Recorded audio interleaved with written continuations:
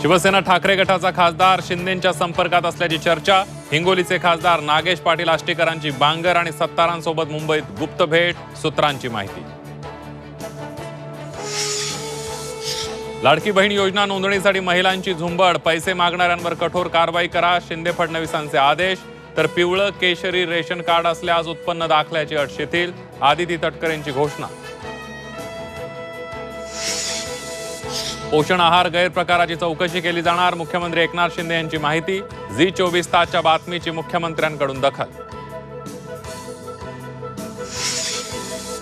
गळक छप्पर तड गेलेल्या भिंती जीव मुठीत घेऊन विद्यार्थ्यांचं शिक्षण, राज्यातील जिल्हा परिषदेच्या शाळांचं विदारक वास्तव।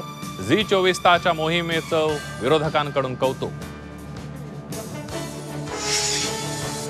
अंबादास दानवेंच्या निलंबनाचा फेरविचार, अंबादास दानवे यांच्याकडून दिलगिरी व्यक्त, मुख्यमंत्र्यांशी चर्चेनंतर उद्या निर्णय होण्याची शक्यता।